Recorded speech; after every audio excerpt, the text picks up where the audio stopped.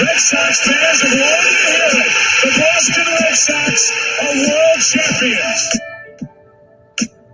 This is going to be a tough play.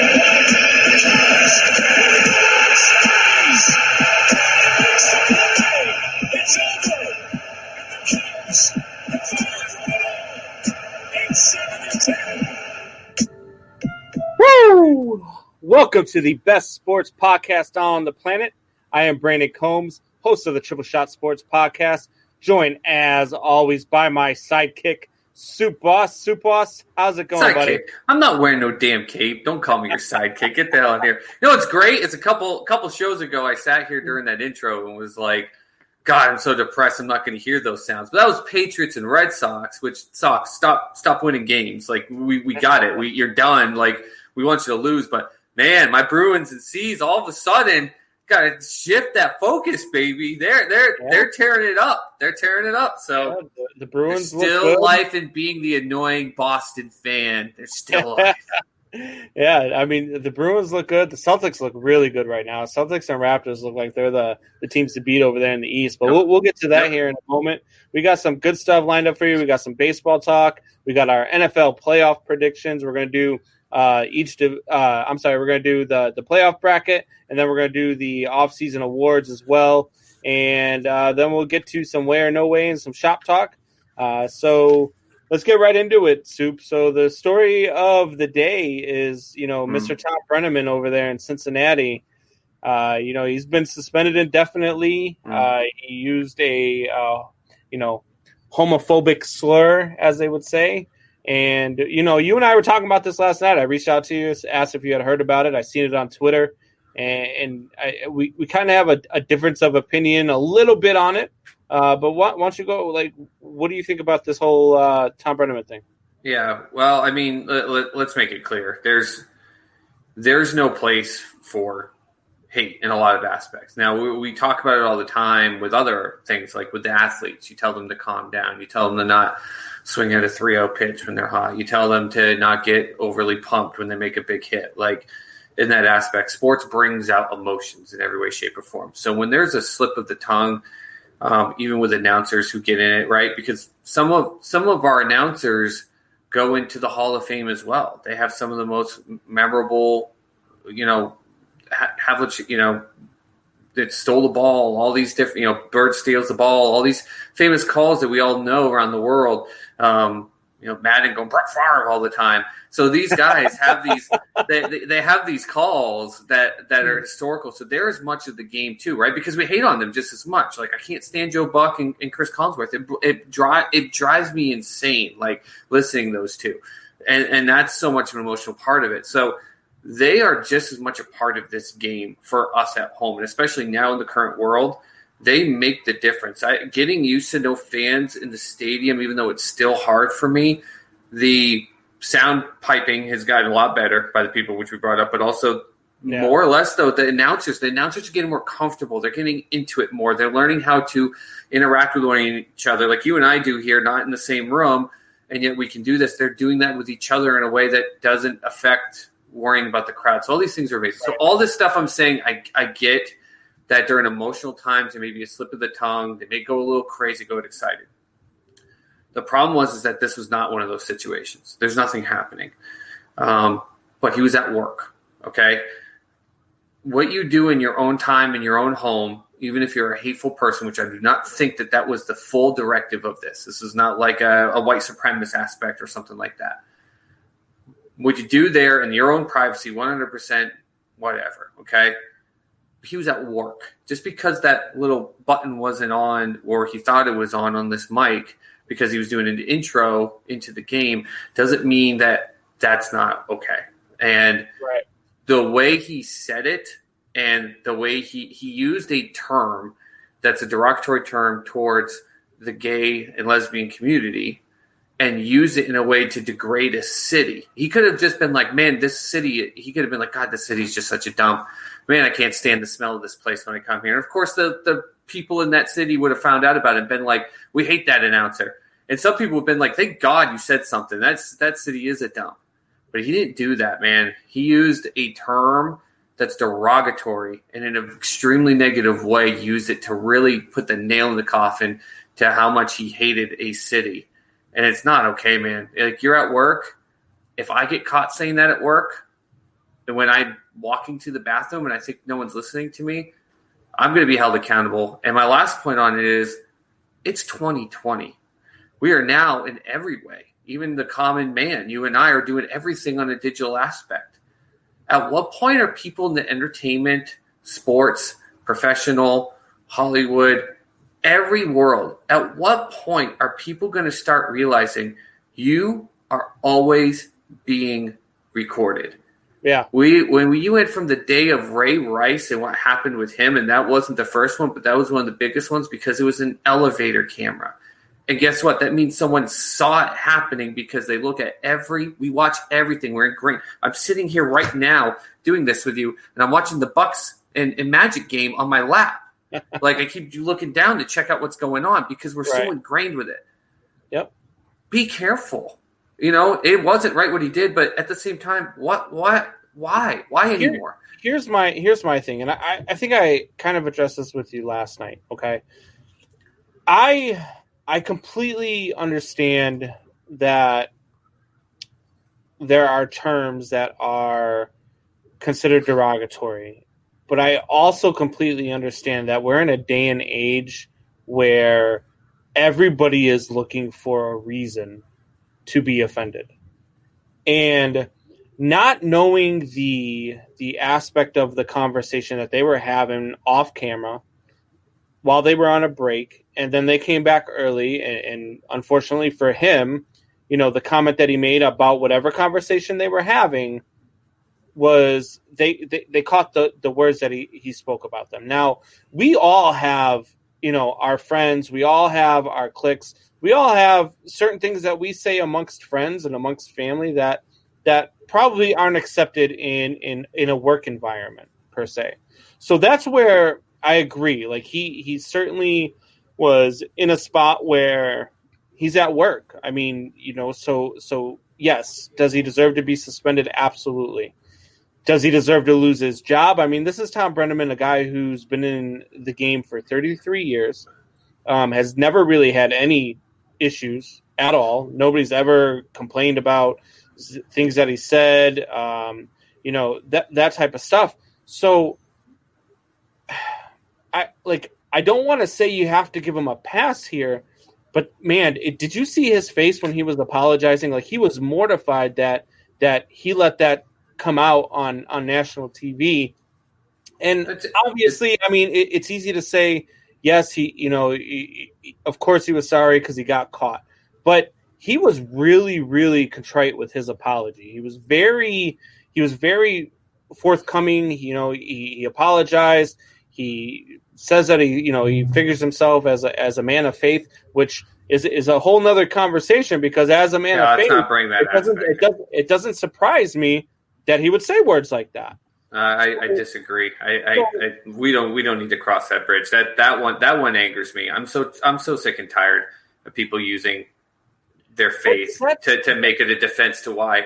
Like, don't do that. I'm a person of faith, and I say fuck, shit, bitch.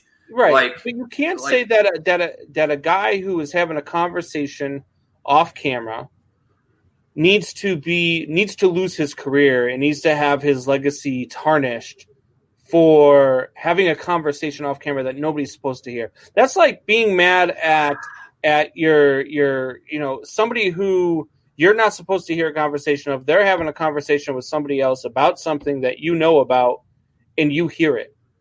Well, you were eavesdropping and you heard it. It's kind of so. I just don't feel the same way. Like, I get why he's going to be suspended. I get why he's not going to be there the rest of the year. I get why Fox said he's not going to be a part of their football crew. And I understand. I have friends who are gay. So I have family members who are gay. I just don't I don't really feel like what he did and what he was saying was coming across as a attack. You know what I mean? He was just having a conversation because with a friend that was overheard. But when you heard that sentence, have you had the chance to actually? Because I've decided. I told you last night. I saw the tweet and I heard about it and I read some stories, but I didn't hear it. So I told you I got to wait till I hear it. I've heard it. I've listened to it 3 or 4 times.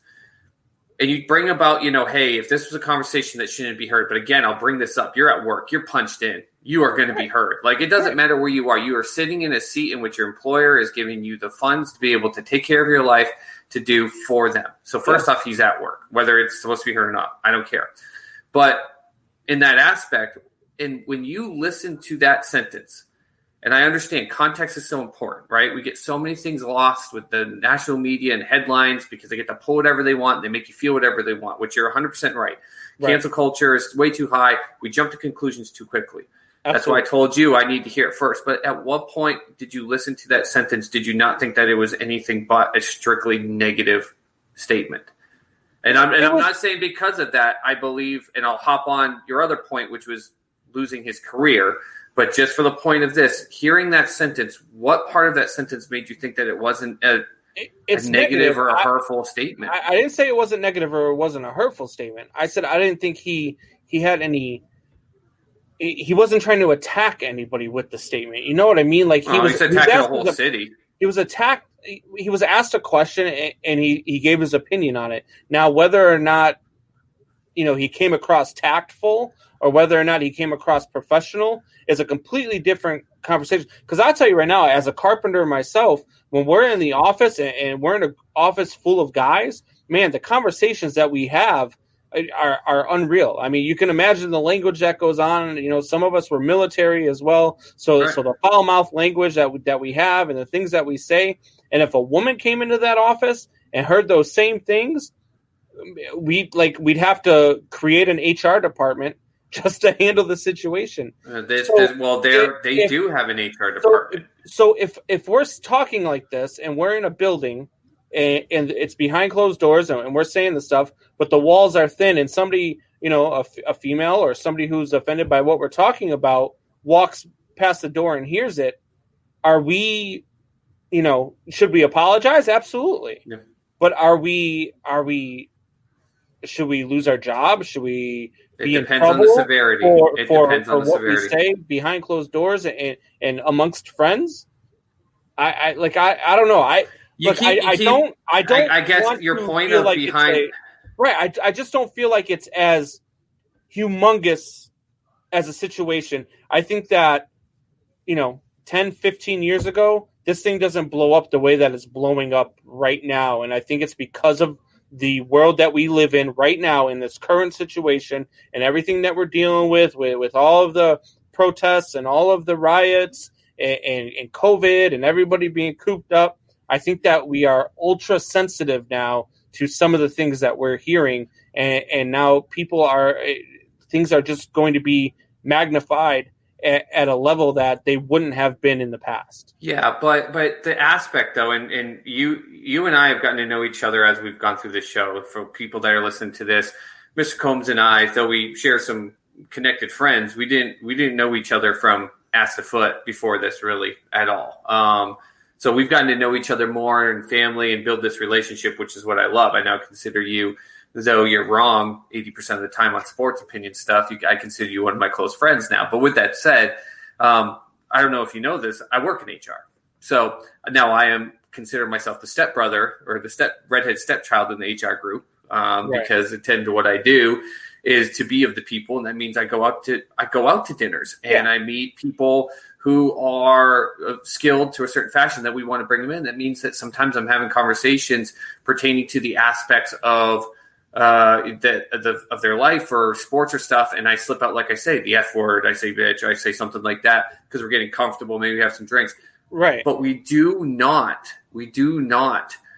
because I'm at work. I don't go into the aspect of being judgmental or hateful unless it's in a joking manner. That's the other thing with this. If I go, man, New York is just trust me, as a Sox fan, man, I can't stand New York. Screw the Yankees and everyone that roots for them. that's in a joking manner. But saying at New York City is a bunch of it's a city loaded with FAGSs and in a hateful way. Not only am I attacking a city in a hateful manner, I'm using a term that describes a group of people, my friends, my family, as a way of meaning that it is wrong, it is negative. And I'm not disagreeing with you. As someone in HR, trust me, I sit around and hopefully none of my coworkers are hearing this, but we had something with a pen today where someone lost their pen. And I was like, this is not an HR situation here. What the heck is going on? But what you said 10, 15 years ago, this wouldn't have blown up. You're 100% correct, but that is part of the problem because trust me, still today, there are things that are said and done that are not okay. Well, right. I don't care if it's behind a closed door. When you are in a place of work, especially if you're in entertainment and you have one of these microphones in front of your mouth. Right. Just because you don't think they're going to play, that's the problem. He should know better than now. You're 100% correct there. Now, my last point is to answer your question, should he lose his career? No, I do not think so. Because of what you said is the exact same. This is not someone who is a repeat offender. This is not someone whose character is coming to question. Now, we have seen something.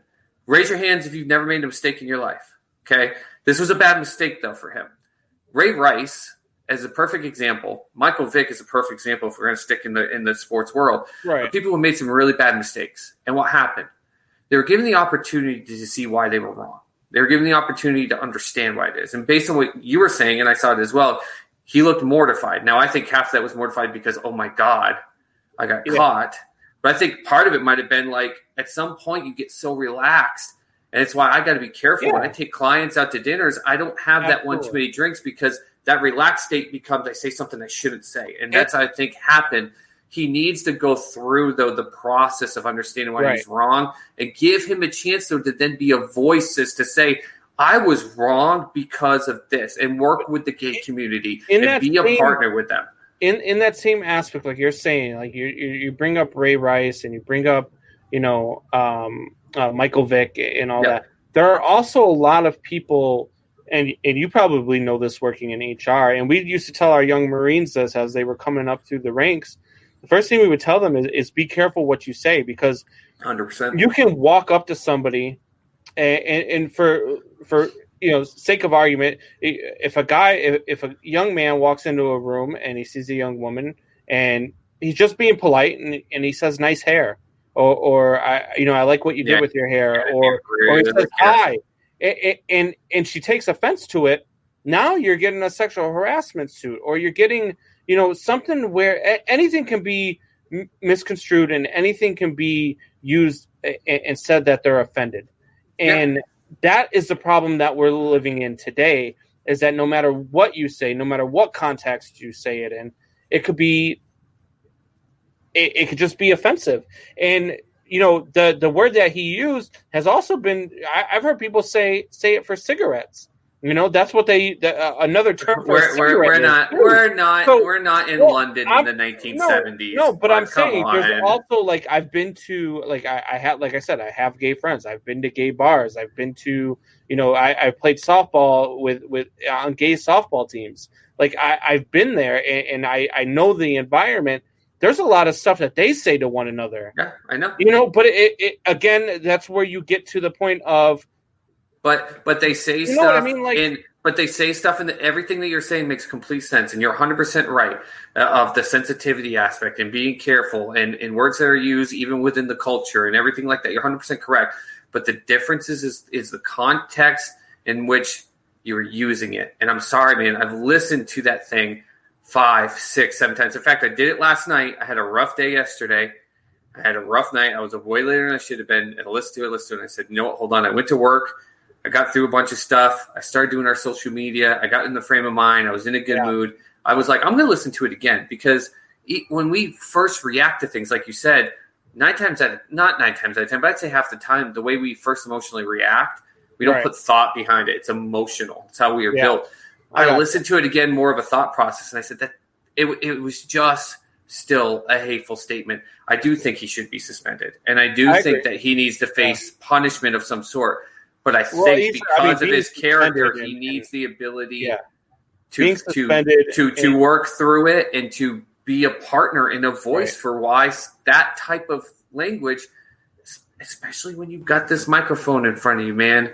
You got well, that's why being suspended and losing your spot with Fox for the NFL and all that other stuff. I mean, that there's your punishment, and you apologize, and he can earn it back. And absolutely. I mean, the guy's been in the game for 33 years, so I think in the end, it'll all go away. He'll always have this little black mark there, but it's unfortunate. So another story that I want to get to is a little bit lighter hearted, kind of. I think we're. By the way, if you notice on social media, I didn't put this up because I was like, Wolf, we need more people to follow and share and everything. But I was like, I am not opening up the emotional storm by putting his face in his name. So I actually, we'll let the show be our voice there.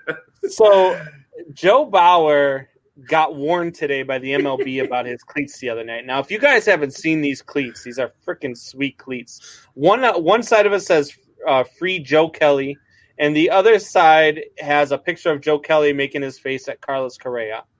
And then, not only did he wear these cleats, he tweeted at Carlos Correa and said, "Hey, if you want a pair of these cleats, let me know. I can send them to you." I absolutely love Joe Bauer. This guy. I don't know if this will work, but if you could see there, Free Joe Kelly, and then there's Joe Kelly's pout face. And if you don't know who that is, that's Bauer. Now he did end up wearing them in the game because he was warned about it. Right. And now, so he tweets Carlos Correa and says, "Hey, if you want them, I can get you." But to me, that was a gangster move. Like, if you could go up and have one of those Thug Life videos where the glasses come up on the guy, that would have been Joe Bauer last time. My God, I love Joe Bauer. Did you see the shirt he wore after the game? Seeing he couldn't wear the cleats. Did you see what he did? Yeah. For anyone that doesn't know, because it wasn't really that big of a story, his cleats were. He took his jersey off after the game was over and was going out and doing the high fives. He had his glove on his helmet, just looking like Dennis the Menace. I don't give two shits. And it said, send them or send it or something like that from the famous thing where he got pissed. I think he was Cleveland and turned around and just hucked the ball from the mound over the center field wall because he was pissed. It was like him just being like, I don't care. Like, this is who I am. And this guy, I mean, and here's another case of baseball being baseball. Like, let this guy wear the fucking cleats. No. Why? No.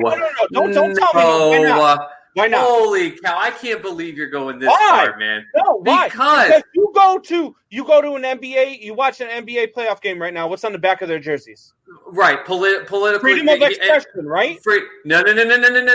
Careful.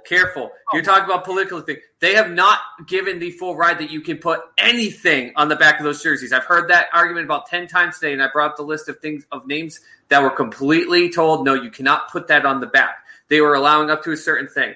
I fully get. I love his attitude. I love that he tweeted the video. I love the fact that he was like, fine, I'm not going to wear the cleats. I'm going to wear this shirt where it's shitting on myself. What are you going to do, baseball? Suspend me because I shat on myself? But this is not something where it's a peaceful political protest or a social protest of free Joe Kelly because Joe Kelly's really sitting in jail. It's him shitting on the Astros and shitting on Major League Baseball. This is not a guy who's going out with a peaceful or thoughtful problem. It's him throwing up middle fingers and being like, F you baseball, F you Astros, I don't give two shits, screw you.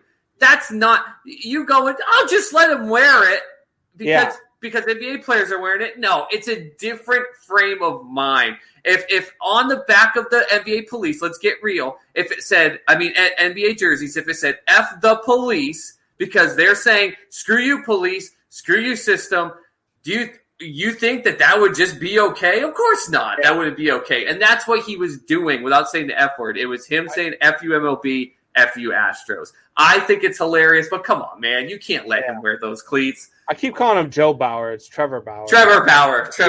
I think I said Joe after you, too, and I knew it was Trevor. I'm thinking Joe Kelly. I even wrote Joe Bauer in the thing. Man, oh, man. Anyway. People are subscribing. Our whole 5 subscribers from last week just gave out. If you're going to allow all the things that you're allowing with all of the the freedom of expression that you're allowing, all the things Major League Baseball has done for the Black Lives Matter movement and all the things that they've done to get that stuff out there and bring awareness to a situation that, needs awareness brought to it. You can't stop and say, look, we're going to do this. We're going to allow all of this to happen. But this guy, stands up for one of his fellow pitchers. And now all of a sudden we're going to stop and say, oh, you can't express yourself in this. Get out of here. I'm sick of that. We have that. You're talking about large social scale system, like issues that people are on both sides of the fence on, that are talking about things such as police brutality in which people have died, whether you agree with how it happened or not, people are dead. And talking about a guy who purposely threw the ball at some guys and got suspended. Like, you can't keep putting those two. You try to connect these things and they're not. And I'm telling you, I already told you the aspect of what these cleats were, that would be like an NBA player saying "fuck the police" on the back of the jersey. And the NBA's not letting them do it. And the MLB's not letting anyone express themselves, period. We've already talked about this. You think the old fuddy-duddy MLB who just sat there and we just had to listen to a coach throw his young, exciting player under the bus for swinging on a 3-0 pitch, you think that all of a sudden they're going to be like, hello, hell yeah, have fun. Wear those cleats. Yeah. Nah, man. The game is if fit for it, and I also think the comparison's a little weak, my friend. Little weak. Moving on. We got hell, though. Pujols, who last night he tied for – I looked at this up. So I saw the thing on ESPN that said he tied for second with A-Rod. It's actually third. I was going to say, I saw it in the write-down. I was like, I swear it was third place. Yeah, it's third place. But ESPN had the article up and said tied him for second place. Well, don't worry. It's third place. ESPN got Philly fans the other night all excited because all the other teams sucked, the Phillies and the 76ers. But then they were like, hey, final in the Philadelphia Flyers game against the Canadians, and they put 3-3 was the final. And then they ended up getting lost. They lost 5-3. So the ESPN was off big time. Yeah. So Pujols has been a consummate professional. This guy, yep. I hated him in St. Louis because he was a Cub killer. But I absolutely love the guy and respect what he's done in the game of baseball. Yep. He was a guy who signed one of them big contracts that didn't really live up to the potential of that contract. But he has come back over the last 2 or 3 years. And he's been a really productive player in that lineup. And last night, he ties A-Rod for third on the all-time RBIs list. Good for him. Albert Pujols is absolutely a first ballot Hall of Famer as well. This guy's a no-brainer. So, kudos to him. I just wanted to get him out there and mention him on the show tonight. We had in Sports Soup, I think before the season started, we had a little meme, and I think you and I went on it a little bit, and we actually talked about this. It said, which one of these 4 things will happen first this season? And I can't remember what the other 3 were, because I just remember looking at them all. To me, Albert Pujols, I think it was passing second on the RBI list, would happen first this year in comparison. And it sounds weird because I don't remember what the other 3 were, but I know it would spark my memory, and none of the other things have come across yet. So I think that he's doing exactly what that was going to do. And like you said, good for him. He signed the big contract. Hey, they deserve to get to pay. If someone wants to give them the contract, just like you and I, if someone walked up to me and wanted to double my salary and I wanted to sign that contract, it's my right to, okay? So good for him in that aspect. Of course, the whole Angels team, him being on that, I've told you, until the Angels somehow prove that they aren't the Angels, they're going to always be the Angels. But the great thing is that, like you said, professional through and through. Great guy with the fans. You see so many videos of him. I was in Tampa Bay watching a game in person. It was against the Angels. We got real cheap tickets because it's Tampa Bay. And he was fantastic with the fans, all 15 of us fans that were there. He was great with them. And he deserves it. Exactly. First ballot Hall of Fame for sure, unlike Carmelo Anthony, who is not a first ballot Hall of Famer. Islanders just jumped up on Washington. They're up 1-0 already. Yeah, they're playing, man. That's a team right there. That's a team game. Beers. I thought I said Bears. I thought he was trying to get on your good side. Beers. Joshua CV has some of the worst football takes I've ever. I think he does this on purpose. Daniel Dimes Jones. Yeah, Dime Bags maybe. He's trying to get under my skin, thinking by a Giants player and a Jets player, it's going to bother me. But the problem is both those guys suck. Their teams combined are not going to get more than 6 wins. And he all of a sudden has turned his back on his Minnesota faithful and Lamar Jackson and cheating on them for a team that doesn't even play in the city. They're a New Jersey team. They suck. I don't care. Garrett Parrish says he should have been fired for his apology. He apologized to all the people who write his checks and save people he offended for, and also called the home run mid-apology. Yeah, did you hear that? Yes. But listen, I don't blame him for that because that is what he knows what to do. Yeah. And he all of a sudden was in an uncomfortable situation. The game didn't stop. The game didn't pause. So Strikeout beer. Cheers. Rapid Dave. Cheers. Jared, I'll fight the whole Yankee team. Damn right, buddy. Damn right. He said, lost to Penn, send him a dollar store and move on. How do you feel about the Hornets announcer? What happened to the Hornets announcer? Did I miss something? I don't know what we're talking about here. What happened to him on Twitter? Steven, what's going on, buddy? Hey, little brother. Love you, bud. The Hornets announcer, we've only been on Stevie for like a half hour, if you're at this point. So, but the Hornets announcer, I didn't know if you were going to tie this in. He made a, I don't know if it's Hornets. Are you sure it's Hornets? I don't think it was. It was something where it was two teams, and one of the teams was Nuggets. Yep. And instead of Nuggets, he spelled the N-word that's close to Nuggets in the tweet. Ooh. And complete accident on what he said was a complete accident, and he rushed, and he said, I didn't check and do what I was supposed to do. Now, he deleted it right away, but his apology came like 4 hours later. Was it like for me, it's it gets me all the time is autocorrect if I'm typing on my phone. Like I'll tell you right now, one time I was arguing with my ex, and she said something to me, and I went to type "you can't," and "you can't" is not the word that popped up, and so autocorrect can get you in some trouble. It can get you in some trouble. But here's the problem with it and what people are bringing up. And now you have people, because that's what he said. At first he said it might have been autocorrect, but then he also said, look, the U and the T are right next to the I and the R. I went too fast. I made the first mistake in this, which you always check what you do. And I was in a rush to do it. And I didn't check it. But then he made some comment about autocorrect. Problem is now people are on fire going, look, when I type in NIG in my phone, it doesn't start bringing up that word.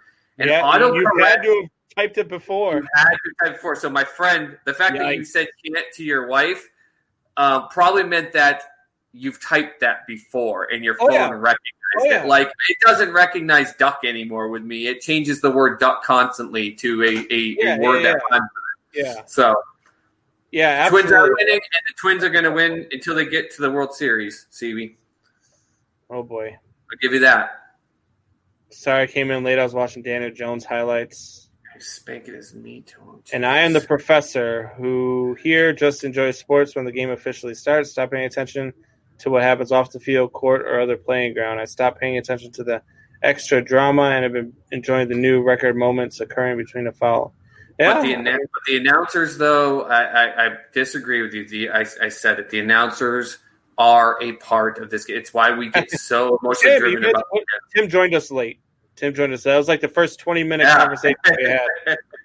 All right, guys. So we're going to take a quick break, but when we come back from break, we are going to get to our much-anticipated NFL playoff predictions. I know you guys have been waiting all week for this. So we're going to get to it. We'll do playoff predictions and we're going to do MVP, LVP, Defensive Player of the Year, Comeback Player of the Year, all of the above. When we come back, be back here in about 90 seconds.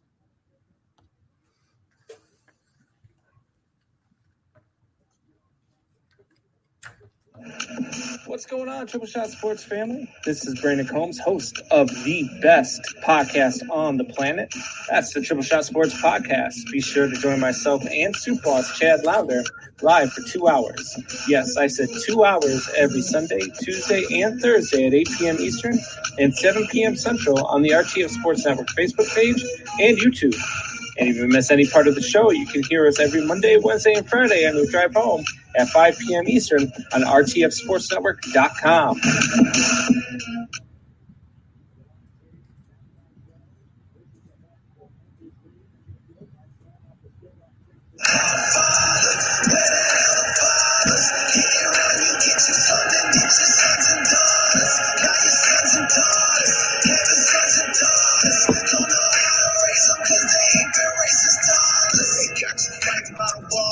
can't see the writing on the wall. All on social media, writing down your thoughts, writing on your walls. Shit, I'm guilty of it too. Few comments on my baby coming glue. Had to put my phone down, pick up my Bible, spent time praying in the pews. Spent time praying for the youth, including my mountain raising too. Boys need to understand what it takes to be a man standing for the truth. When you stand on the truth, don't stand out me to say it too. No one's listening when you dissing, they just stand and wait to shoot. So I won't take a knee, I'd rather take two.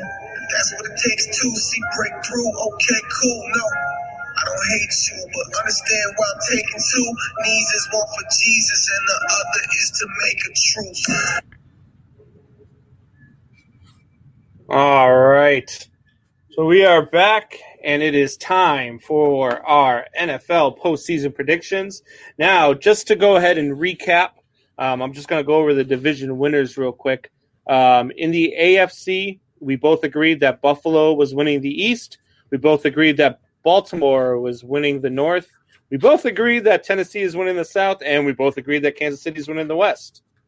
In the NFC, don't like how much we agreed with half of this crap, man. In the NFC, we both agreed that the Eagles are winning the East. We both agreed that Minnesota is winning the North. We both agreed that Tampa Bay is winning the South. And we both agreed that Seattle is winning the West.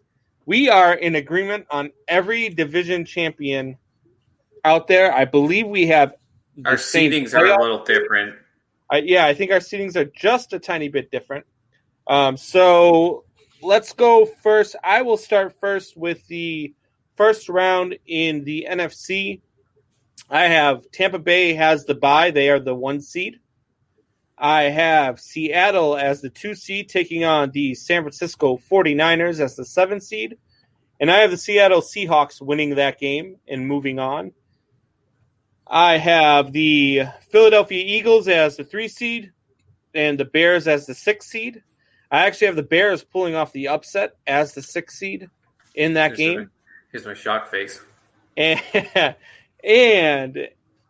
I have the Minnesota Vikings as the 4 seed, the New Orleans Saints as the 5 seed, and I have the Minnesota Vikings beating the New Orleans Saints. The New Orleans Saints cannot beat the Minnesota Vikings in the playoffs. They just can't.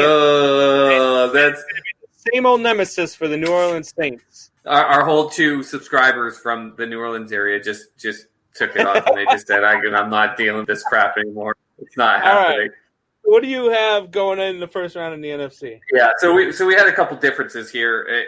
We're the same in every aspect, but the seeding was different because of the record, even though we were only off a couple games or 2. I actually want to bring up this insanity. When I looked at my records, when I looked for the 6 and 7 seed, I had 3 potential teams because I had 3 at 10 and 6, which again, compared to the AFC is garbage. Where I think the 7th seed was an 8 and 8, and it was between 2 teams. I didn't even bother checking who's going to be the tiebreaker there. But I went there. I was like, okay, head to head, what is it? Because I had the Cowboys, the Bears, and the 49ers. And it was like, well, the only one that had it was the Cowboys beat the 49ers, so they had that. So I was like, okay, what's the NFC win-loss? And it was like the Bears and the Cowboys at 7 and 5, the 49ers at 6 and 6. So I went through all that. I was like, okay, 49ers are out. So the 49ers, even at 10 and 6, not in the playoffs. Don't get it. In that aspect. Then I was like, well, who's going to be 6 or 7? And I was like, okay, well, they both were 7 and 5 in the NFC. They didn't face each other. Okay, their divisional records. They're both 4 and 2. So I said, screw it. And I flipped a coin. And Chicago got the 6th seed. So whether or not that based on everything is how it's going to be, because I didn't want to go to the next layer of tiebreakers. Your boys got the 6th seed and the Cowboys got the 7th seed. So in the first round, 2 versus 7, I've got the Bucs going against Cowboys. There's nothing that would make my the Bucs at 13-3. Just Tom Brady just giving Dallas Cowboy fans even more reasons to cry, because if they get into the playoffs, they're gonna, even at the 7th seed, gonna think that they're the greatest things ever. So I got the Bucs beating them. The 3-6 is the Vikings at 12-4 versus your boys Chicago. Man, I really wanted to pick Chicago. Man, I'm high on them like you are too. But I'm really, as long as Cook can stay healthy, I think the Vikes got that. I give them the win there. Got to sign a contract first. What's that? Got to sign a contract first. Yeah, well, he's still in it this year. Hey, quit Quit going down the list of our stuff. Quit going down our stuff. We'll figure it out. Don't worry. Right. And then 4-5, I've got Philly in the 4, win the NFC East at 11-5, Saints at 12-4. And to me, the only reason why the Saints are not winning the division is because Tom Brady and the Bucs, they're a far better team than Philly. And who knows, Carson Wentz is going to step onto the field and roll his ankle and break his pinky finger and get hurt. And a 48-year-old backup they're going to pull out of some booth is going to come in and play. And the Saints at the 5 seed are going to have it. So I've got the Seahawks getting the first round bye, Bucs, Vikes, Saints.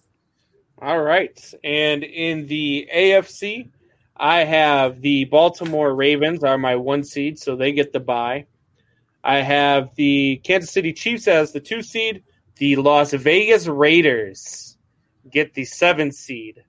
I was going to say, I thought you were about to say I thought you were calling the Raiders the winner. I was like, hold on, wait a minute. No. So I have the Kansas City Chiefs beating the Las Vegas Raiders in what I think will actually be a pretty close game because those divisional games are always good games, let alone when they get together in the playoffs.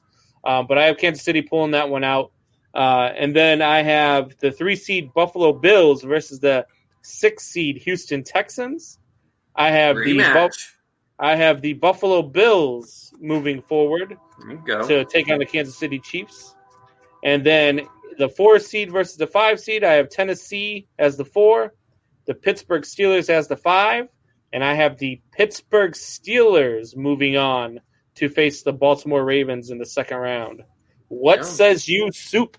Not too bad. I mean, again, we were pretty close, except I had the Chiefs at the 1 seed, so they get the first round bye. 2 versus 7. I told you the 7th seed. It was the Jaguars and the Browns at 8-8. Don't give 2 shits. Throw up every coin in the world and then blindly pick one of those 2.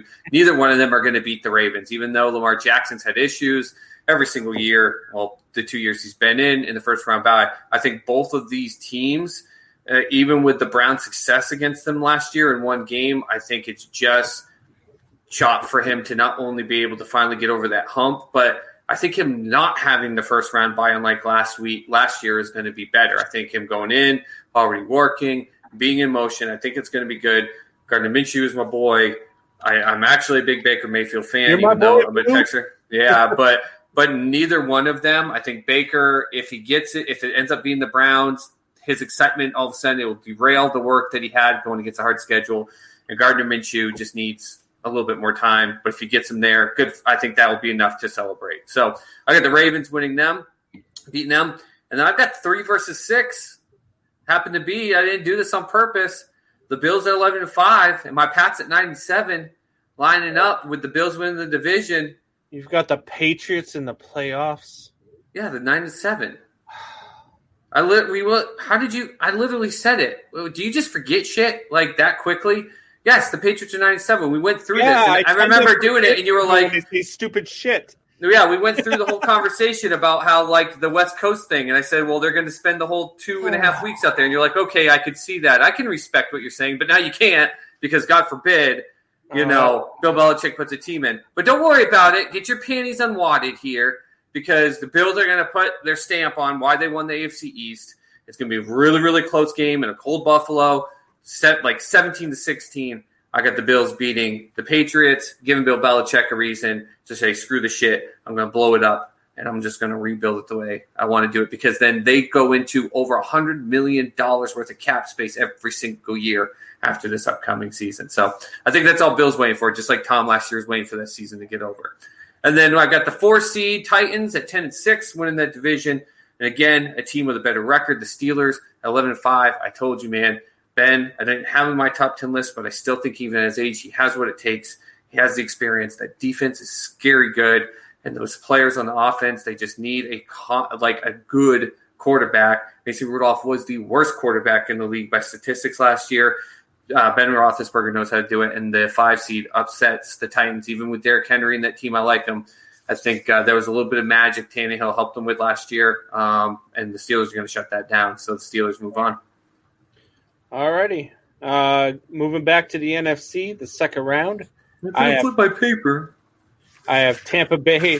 See, look, you got to do it the right way, man, without giving away my thing. I don't want anybody to see. No, I flipped the paper to put. bracket. I flipped the paper to put your predictions on the back, where I don't need to look at them and care later on. Oh man, like your Patriots prediction? Jesus Christ! I love how you just contradict your whole respectful statement just a few days ago. You freaking ass. So in the second round, I have Tampa Bay versus Minnesota and the Bears versus the Seattle Seahawks. In the NFC title game, I have the Tampa Bay Buccaneers beating the Minnesota Vikings to advance to the NFC Championship game. Wait, what seed did you have the Bears and Vikings in? I have the Vikings as the 4, the Bears are the 6. So wouldn't the Bears be facing Tampa Bay? No. Yeah, the Bears Right? are the lower seed. The Bears at 6 would be facing Tampa Bay. You're welcome. Oh yeah, you're right. No, I'm sorry. I misspoke. So either way, I have Tampa Bay Just winning. like you misspoke about being an ass about my Patriots pick. Tampa Bay is moving on to the NFC title game, and I have Minnesota versus Seattle and the Minnesota Vikings. I'm sorry, Joshua. I'm sorry, but the Minnesota Vikings lose to the Seattle Seahawks. And they have Seattle versus Tampa Bay in the NFC title game. Okay. How about you? Who's your NFC title game? Okay. All right. I was about to say, I thought you were about to go all on Minnesota, and though I'm high on them, not in that matchup. So I've got, based on my lineups here, Seattle Seahawks at the 1 seed with getting against the lower seed. What happens in mine is the 5, which happens to be the Saints, which I think is going to be one hell of a game. New Orleans going up there. Up to Seattle. I don't know if you remember the whole memories of Beast Mode, Grab My D game where they were the higher seed, even though their record was worse. And New Orleans went up there, was supposed to spank them, and ended up getting beat. It's gonna follow the same way. Seahawks are gonna win that game. They're gonna win it at home, and it's gonna be the one hell of a showdown, like a 38-35 type game. I really think so. And then the Buck Vikes. I've been high on the Vikings. I still think they're going to be a heck of a team. I think they're going to surprise a lot of people. But you and I have said it. My boy Brady has got the best offense he's ever had. And that Vikings defense, Mr. Seavey and all my other Vikings Skull Sports Suit people, I've said it. This defense, to me, has got enough holes with some younger guys and some undrafted guys that have to stand up and take some big spots. Tom Brady's just going to lick his chops with that stuff. He's going to know who to pinpoint. I don't care if he throws crosses and slants all days and drop-offs. He's going to annihilate that, and the Bucs are going to move on versus the Seahawks. So, Browns are losing a starter a day. By the time the season kicks off, they'll be playing with all second string. Mike Reeves, what's going on, buddy? What do? In the house. What it do? Draft lottery time. Vikings don't even make the playoffs, says Timothy Ferris. Mike Reeves says bullshit. Skull Vikes. Hey, I got them going pretty deep, man. We both do. So moving on to the AFC, I have Baltimore versus Pittsburgh and Buffalo versus Kansas City. Now here's where we disagree. I am almost certain of it. I have the Buffalo Bills moving on to the AFC title game and upsetting the Kansas City Chiefs. I think Buffalo's just ready. I think that they're young. I think that defense is poised to make a deep run.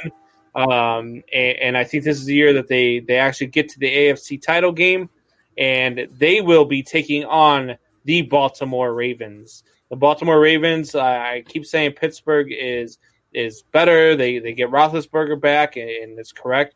But Baltimore's just too damn good. So I don't see any way where Baltimore loses at home as the 1 seed, and I believe that they move on. The statement you made, I don't see any way that Baltimore loses at home as the 1 seed, was literally the story of last year's playoffs. It's not going to happen twice in a row. So I have Baltimore versus Buffalo in the AFC title game. What do you have, Mr. Patriot? Let me guess. Patriots are in the Super Bowl against Tom Brady. I already have them losing to the Bills, you dumbass. You still don't listen to anything. Jeez. No, because you have the Patriots in the playoffs. They're going to be 5-11.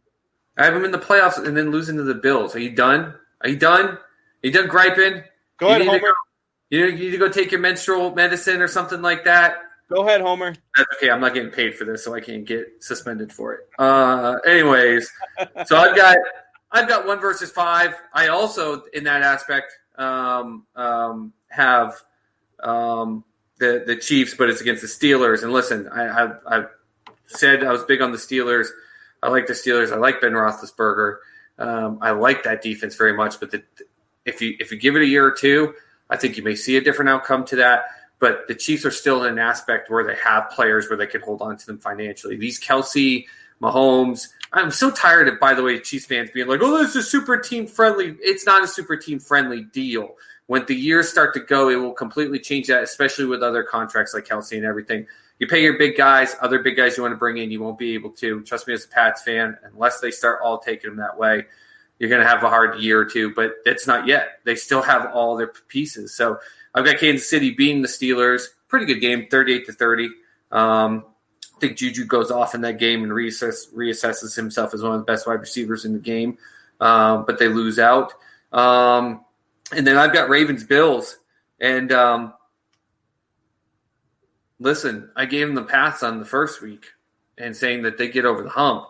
But that's going to give Mr. Lamar Jackson way too much mental euphoria, and he's going to be on such a freaking high. He's not going to pay attention to what you said. They're young, but they're a hungry defense. I like that defense. As a Pats fan, I get to watch them a lot in that Bills defense, and I don't care what anyone says. I'm so tired of hearing about a very underrated defense. And when you have a defense who can do that and shut down the offense, and when Lamar wants to go rushing and he gets stopped, you give that offense so much energy. And that offense was already a decent offense last year with a bunch of no-name players, and now you went ahead and just added Stephon Diggs. I have them going in to Baltimore, beating the Baltimore Ravens, doing it pretty well, like 24-10, 24-13. I think Jackson, all of a sudden, the next story is going to be how did he get past round 2? So he's going to win his first playoff game. Congratulations. But how did you get past round 2? And I've got the Chiefs, and I've got the Bills in the AFC Championship game. So we both have the Bills in the AFC title game. Taking on different opponents, but we both got the Buffalo going through. And we both have Tampa Bay and Seattle in the NFC title game. This is just sickening to me. God. Soup Boss, who do you have in your Super Bowl matchup? Straight up, the Kansas City Chiefs, to me, are still the team to beat, period. We've said it about Tom Brady and how that was the way with the Patriots. Everyone was big on Lamar Jackson because this was MVP season, and yet I continue to tell people as long as Mahomes could get through whatever that injury was, they were going to be just fine.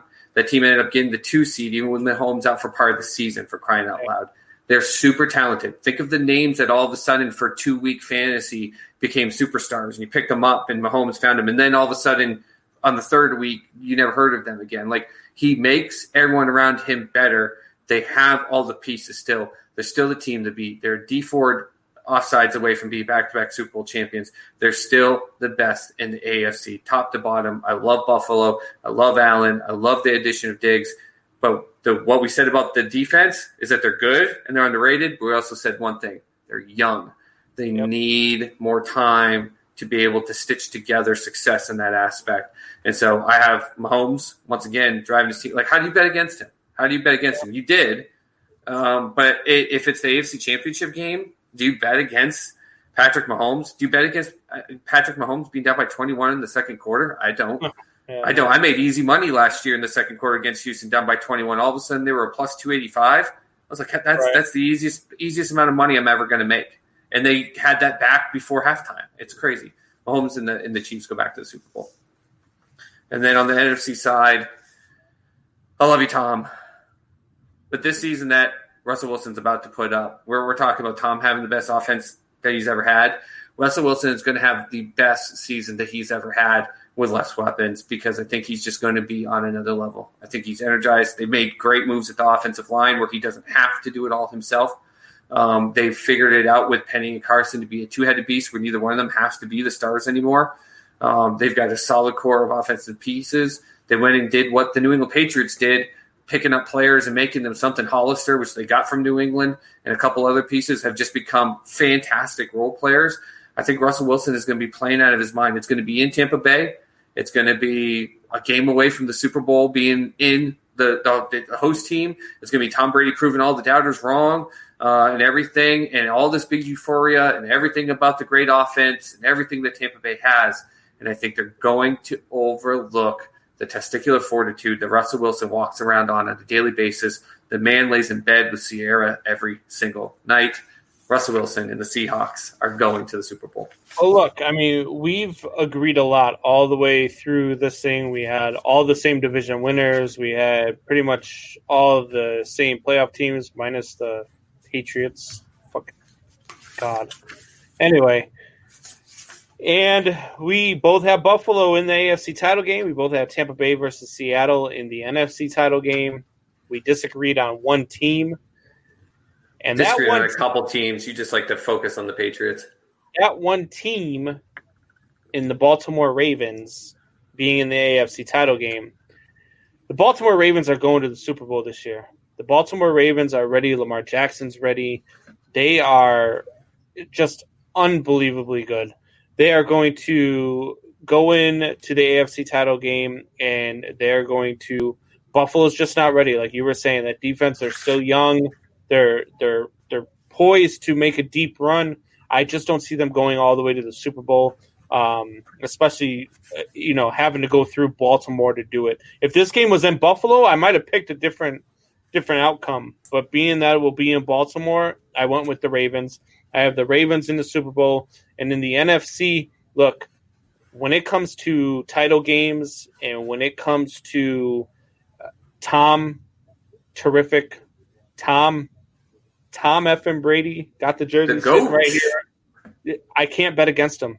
I have the Patriot or the Tampa Bay Buccaneers in a tight one over the Seattle Seahawks, and I have the Tampa Bay Buccaneers versus the Baltimore Ravens in the Super Bowl. It's It's funny to me that your commentary about Buffalo got flipped, and you didn't bring the commentary at all about how do you see them being so successful against Kansas City in Kansas City, but you think that they can't stand up to Lamar Jackson in the Baltimore Ravens, who you say who are ready, when Mahomes and the Chiefs have been ready for 2 years and counting. Like I'm not questioning you. If it's Baltimore and the Bills in the AFC Championship game, I'm going to bet on Baltimore too. I think it's going to be a close game, and it's going to scare the living crap out of people. Right. But I don't think Lamar Jackson has yet proven why he's ready in a playoff atmosphere yet at a full scale to make a big run, whereas Mahomes has. Why do the Bills have the ability to go to Kansas City? And again, Sans fans, that's going to be an interesting thing. But why can he do it? Why can they do it in Kansas City against a team that is proven, but can't in Baltimore against a team that isn't proven? Because I think that they can go to Kansas City, and the biggest reason is that it's Sans fans, like you were saying. There's no fans there, and Kansas City that we know of. They're starting the season without fans. We don't. Actually, they're gonna let 22% of their fans in. Yeah, but it's just not the same. And it's not going to be as loud, and it's not going to be as big of an advantage as it normally is playing in Kansas City. And I think Buffalo is just – I think they're good enough. I think that they showed last year that they were good enough to beat a team like Kansas City. And this year, I just think that they get over the hump. I think it's a huge upset. If Kansas City goes out there and destroys Buffalo and beats them by 3 touchdowns, that wouldn't shock me either. Mm-hmm. But I just think that Buffalo is ready to go out and pull off an upset. And had they been playing Baltimore in the second round, I think they would have beat Baltimore to move on to the AFC title game and then would have lost to Kansas City. I just think that that second round game, they're just going to be coming off of a high after beating Houston. They're going to be riding that high. It's kind of like in the NCAA tournament when that 12 seed keeps going and going and going, and then they get to the Final Four, and then they just get blown out. It's just you run out of steam after a little while. You get you get on such a high that you kind of come back down to earth. And I think that's just what happens to them in an AFC title game. So I have Baltimore versus Tampa Bay. You have Seattle versus Kansas City. Who is your Super Bowl champion, Soup Boss? Seattle, I picked at 14-2. Mm-hmm. I said they made the offensive line better. I said that they found a way with the two-headed beast at running back to not try to replace beast mode. I think they went out and getting Adams from that to me, by the way, we're talking about players opting out and how it hurts teams. it was like a one-day story about Adams from the Jets going to Seattle. That's a beast of a move, absolute beast of a move. That defense is going to be better and stronger. We're going to see a better team, top to bottom. But they made the offensive line better, but they didn't make it the best. And that's going to be just enough that I think that we're going to see. Do you remember that Rams Chiefs Thursday night game 2 years ago? That was just a shootout. I think we're about to see one of the most electric. If it ends up being Seattle and Kansas City, I think we're going to see both teams hitting around 40 points, just an absolute light show. But it's going to come down to a final drive where that offensive line is going to show a little bit of a tear on Russell Wilson, and he's going to, unfortunately, whether fumble the ball or make a bad pass, and it's just going to be something where it's just not enough. And to me, until they start having issues with the cap numbers, this Kansas City team is the team to beat in all of the NFL. And I think Kansas City wins their back-to-back and what should have potentially been a three-peat Super Bowl champion, Kansas City. I got them winning 42-40. You just became Michael Buckheister's best friend. He is a huge Chiefs fan, and he believes the same. He thinks Kansas City is out of this world. I believe that I think they are too. They are. I mean, Kansas City is the team to beat until they get, and that's just how they are going to be. They are going to be the New England Patriots of the next 10 years. Yeah. Who is shocked? Who was shocked? That's why I said I was shocked that when I opened up my betting line on my app that they put Kansas. I understand they were down by 21, but who the heck was shocked that they came back? Like, the announcers made out like it was this great thing, but I was like, this is arena football. That's what Mahomes has made the NFL. Yeah. It's arena football to him, and it's just out of this world. How fast that, because I remember when they went up 21-0. Me and my girlfriend ran to the store. I'm like, let's get food for the second game. This one is pretty much in the books because they weren't playing against a horrible defense. That they were playing against the Houston Texans, and the Houston Texans have a pretty damn good defense. And not to mention Deshaun Watson was balling out in that first half. And I go to the store. It's a 3-minute drive to the store. We pull into the parking lot. We go grab our food. We come out of the parking lot. We were there, gone for about 15 minutes. Her dad's calling me up saying, "You won't believe that. What do you mean? It's tie game." What? The only thing I regret is because it's just money. I start with a certain amount at the beginning of the season, and it builds. And if I lose it all, then I don't add more. The only thing I regret is because I had plenty of money. Is that I only put 100. I just threw the quick 100 on it, but I was so confident. I had over $400. I was pissed that I didn't just throw the whole 400 on it. To me, that was the easiest plus 285 in the history of sports. I wouldn't be surprised to see Kansas City repeat. I really wouldn't. I mean, they're that good. Now, as long as Andy Reid doesn't take, his star quarterback who's got a bum ankle, all of a sudden goes, let's run a quarterback sneak. Yeah. So I have everybody keeps chiming in. Ravens, like Timothy Ferris, the Ravens choke, man. And I have the Ravens and the Tampa Bay Buccaneers in the Super Bowl. And look, until Tom Brady shows me that he can't win big games, until he shows me there's a reason I should bet against him, I'm not betting against him. Not only is Tampa Bay going to be the first team to be able to play a home game in the Super Bowl, even though there might not be fans for that, how awful will that be? Finally get a home game in the Super Bowl and no fans. But they're going to be the first home team to play in a Super Bowl, and they're going to win it. Tom Brady is Tom effing Brady. I've said it before, he's about to play with the best wide receiving core. And you can give me all that. Like, I get Wayne G all the time saying, you can't throw for more than 35 yards. Bullshit. He hasn't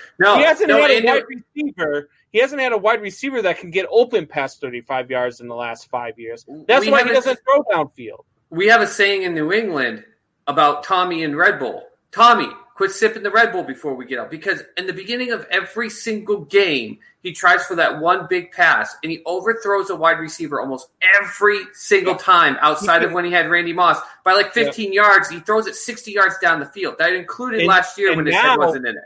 Now he's going to have Mike Evans running downfield. Right, exactly. And then he's going to have Godwin. And his favorite receiver, Gronk. This team is going to put up numbers. I guarantee this Tampa Bay Buccaneers team is about to set some records. It's going to score a whole lot of points, and they are going to go in. And this one too, I feel it's going to be a shootout, and it's going to be one of those games where Tom gets the ball in the last 2 minutes, and he does what Tom does, and he goes out and he wins another Super Bowl, and he proves that why he's the GOAT. Look, this guy is unbelievable, and I will not bet against him. So I have the Tampa Bay Buccaneers as my Super Bowl champion. And let me real quick, because obviously I would not be upset with your pick for Tom Brady. And anyone that's just like, oh, yeah, because you're a Tampa Bay fan. I'm a Patriots fan through and through. I'm not buying any Bucs gear. I'm not buying any Brady gear. I'm not buying any Gronk gear. Like, I won't do it. I'm a Patriots fan. But just like with when I rooted for Andrew Luck and I root for Gardner Minshew, I'm going to root for, obviously, who was a 20-year player that absolutely brought my franchise. It did something amazing. But people that were going to be like, oh, yeah, how did that go last year against the Titans? Well, if you're going to lift up Lamar Jackson, who lost way worse to the Titans than Brady did, that's one thing. And secondly, he made it very clear in interviews afterwards. He had decided when he signed that contract with no franchise tag, he wasn't coming back. He didn't hold any OTAs. He had one practice with N'Keal Harry, their rookie wide receiver they selected in the first round, which is the opposite of what he's ever done and what you've seen him. But he was ready to be gone out of New England, but he had to ensure that he signed a contract that made it where they couldn't franchise tag him, and he did it, and he said, I'm just getting through this damn season. He was not there to win last year. It's my only gripe with him. It's my only gripe in my own solo podcast where I called him out, and I called him a quitter. I think he quit on the team last year, but it's because he had already wanted to be gone. That's not the Tom Brady you're going to see, to your point, Mr. Combs. And if Tom Brady is in the Super Bowl, you're damn right. And that's the only reason I didn't put him in the Super Bowl, because I didn't want to sit here and be a Tom Brady homer and just be like, you can't beat him in the Super Bowl. He's invincible. Remember when the NFL went out and suspended Tom Brady for the Deflategate? And remember when they got in trouble for the Spygate? What kind of seasons did Tom Brady have after those? Absolutely insane. Not only that, but when it was Bill Belichick rumored to want Garoppolo. Now he's going into a season where everybody says he was a system quarterback. He was a product, and Bill Belichick he is going out there with a chip on his shoulder. Yep. And like I said before, he is about to play with the most weapons he's ever had. Ever. And when you give the greatest of all time the most weapons that he's ever had, he's going to do special things. And I can't wait to see it. I'm excited for the NFL season. Can't wait to see it. Can't wait to see how right we are or how wrong we are. Well, I'll tell you right now. Or we're going to look like fools. You're going to be the one. Like, I gave you the credit for the NFC South being 2 games better than the NFC West and saying that they were better in the way or no way, and I gave you credit for wrong. If you are right and Tommy's sitting in that Super Bowl, baby, I'm going to sit there and I'm going to instead send you the $50 that should be going to your son and be like, thank you for getting my boy Tommy back to the Super Bowl. I'm fine with being wrong, people. Yeah.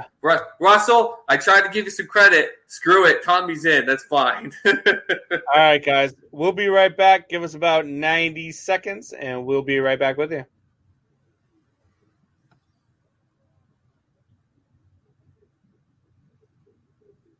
I don't even know what peace feel like. My dreams died, this is real life. Tears in my eyes, looking at the ceiling like. I'm still in your dreams, I'm struggling. Do you see me? Can you hear me? I'm still in your dreams, I'm struggling. Do you see me? Can you hear me? I'm still in your dreams, I'm struggling. Do you see me? Can you hear me? I'm still in your dreams, I'm struggling. Do you see me? How can I not? All up in my face, every time that I talk, every time that I stop. I'm gonna take a breath for a second, then you stepping on my chest, take a shot. While it's down, But you never keep him down. I'm a king with my crown, and the king with the king of me won the victory when he rose from the ground. Jesus, can't shut his name proud. Care about the in crowd. Care about truth. That's something you don't know about. You ain't trying to make change. When straws on the change, move back to the old me. This in high school, you don't know me. No, all you just troll me. Got so. Can you hear me? I'm singing dreams of the soul. Can you hear me? I'm singing.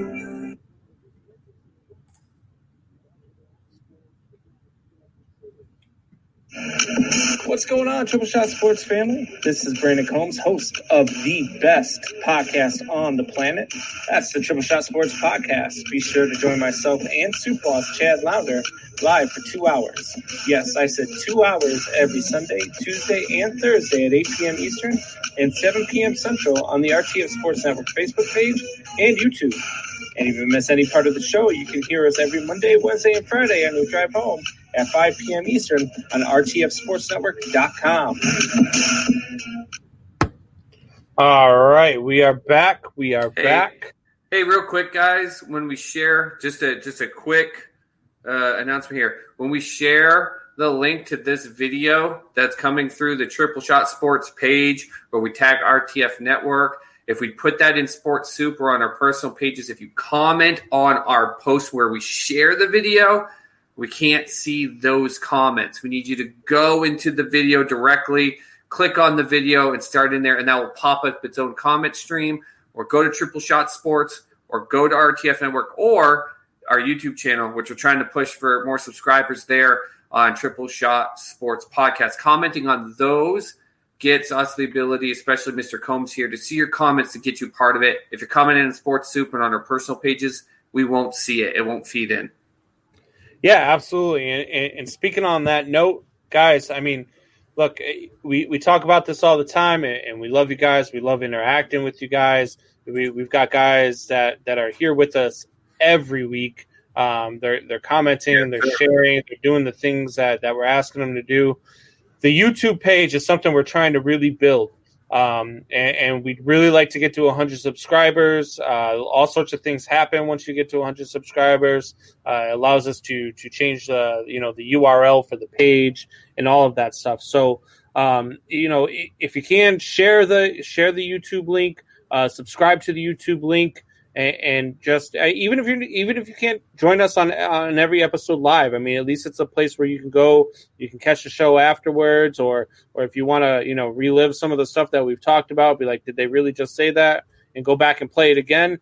That's the place to do it. So click the subscribe button, share it on your Facebook pages if you don't mind. Get other people to go ahead and click the link, and let's get to 100. If we get to 100, we're going to have another giveaway like we just had with the Facebook likes and shares. And we'll get to all that here in a little bit. But definitely subscribe, definitely share. And thank you guys for all the love that you've shown so far. We love it, guys. Everyone that's been here, like Mr. Combs said, thank you. We see some names repeat every single day. And listen, this is a bunch of our time that it takes to put this on because we love it. There's nothing of your commitment that you need to do except for giving us 2 hours of your day, 3 days a week. I absolutely love it. But start sharing that stuff. Get people involved and get on here and not only tell us why you think we're wrong, but start saying why some of the other people are wrong. We're not just talking just to you directly. If Jared Parrott and Joshua Seavey think that the other person is wrong in their comments, we'll get that stuff going. We'll get the debate talk going. And we'd love to have more people on here, but we need you guys to share that out, get more people on here. Absolutely.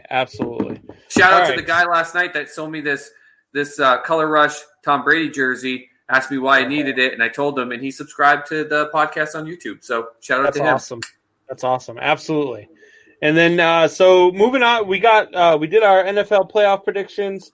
And it is now time to get to our MVP, LVP, Defensive Player of the Year, and our Comeback Player of the Year.